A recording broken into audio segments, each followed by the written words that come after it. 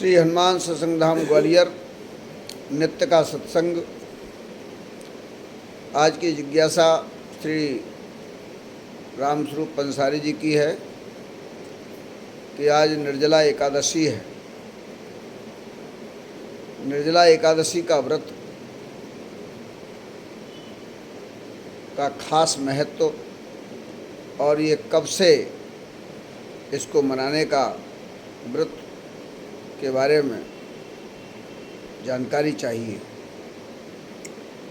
वास्तव में मानव जीवन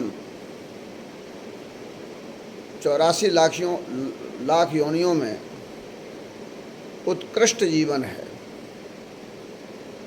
अन्य जो योनियां हैं वे भोग योनि हैं, लेकिन मानव जीवन पुरुषार्थ योनि है। भोगते तो इसमें भी हैं, लेकिन इसके माध्यम से पुरुषार्थ किया जा सकता है और धर्म, अर्थ, काम और मोक्ष इनमें परिवर्तन कर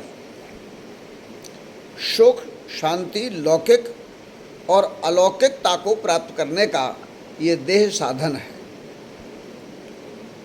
तब अनेक साधनों में एक साधन व्रत भी है, जिसके माध्यम से धर्म, अर्थ, काम और मोक्ष चारों फलों की उपासना पद्धति अपनाई जाती है। अब आता है अनेक व्रत। हमारे यहाँ 33 कोटि देवता हैं, हमारे यहाँ 7 वार हैं, हमारे यहाँ 16 तिथियां हैं।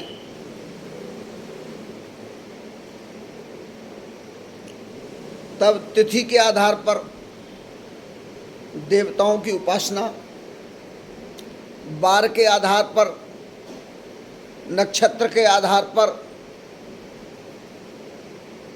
वर्ष के आधार पर अनेक प्रकार के व्रतों का विधान है। तब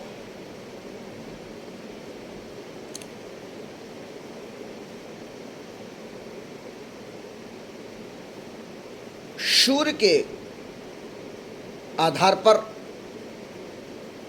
नक्षत्रों के आधार पर सूर्य ग्रह है। सूर्य जब एक राशि से दूसरे राशि में जाता है तब संक्रांति काल कहलाता है।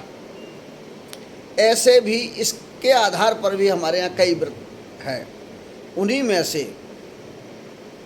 एक व्रत तिथि वाला, एकादशी की तिथि, जैसे हमने बताया 16 तिथियां होती हैं,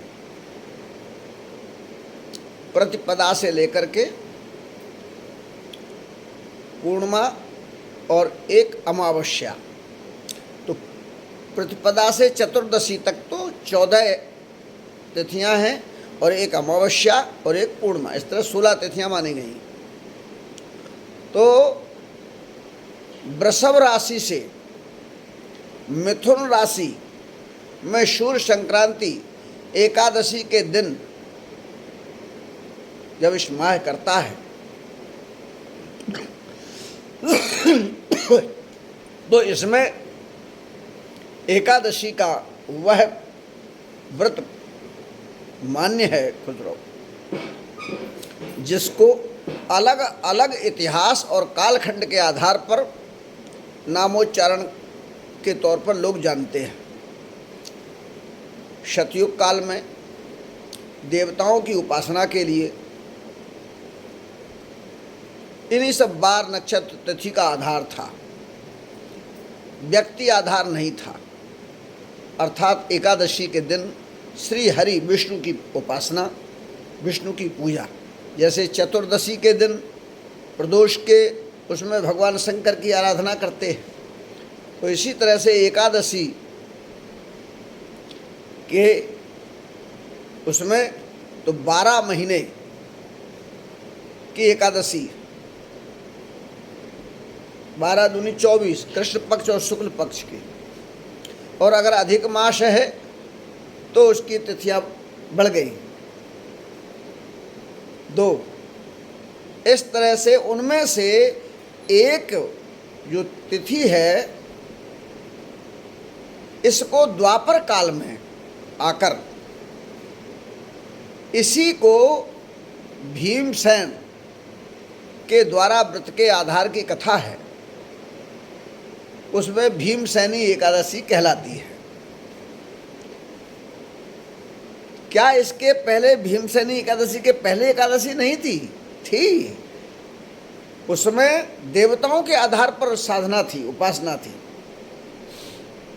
अर्थात श्री हरि भगवान श्री विष्णु की उपासना है एकादशी की उपासना। इसलिए एकादशी के व्रत को लोग करते हैं और मोक्ष मार्ग के लिए श्रेष्ठ एकादशी के रूप में ये भीमसेनी एकादशी का व्रतों में प्रचलन आया है, क्योंकि भीमसेन को भगवान श्री कृष्ण ने बताया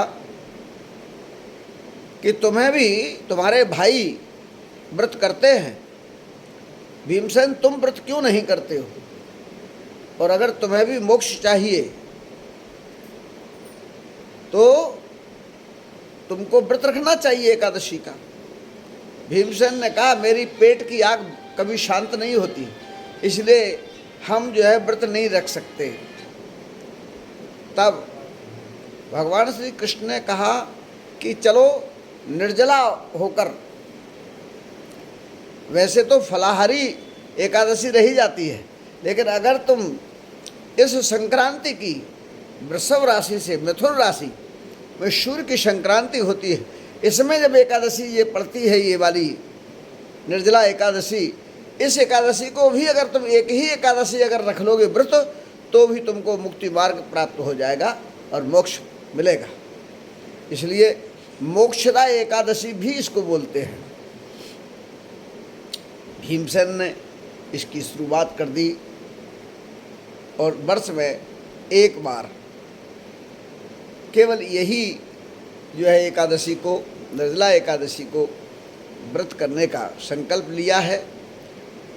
लोग बाग भी जिनसे अन्य एकादशी नहीं बनती, तो वो उस परंपरा के निर्वाह करते हुए ये भीमसेनी एकादशी को, निर्जला एकादशी को व्रत करके भारतीय सनातन धर्म संस्कृति के उस विज्ञान को अपनाते हैं, जिससे सभी संपदा प्राप्त होती है, सुख और शांति मिलती है, शरीर निरोग होता है, परिवार में सुख शांति बढ़ती है। ऐसे अनेक जो फल हैं उनकी प्राप्ति के लिए सूक्ष्म रूप से हमने आपको निर्जला एकादशी के बारे में बताया है कि यह एकादशी तो हमारे सनातन की वह संपत्ति है, वह उपासना का अंग है, जिसमें जो देव पूजा है, देव साधना है, उन्हीं देव साधना में श्री हरि विष्णु को प्रसन्न करने के लिए और मोक्ष को प्राप्त करने का साधन है। शुभकामनाएं।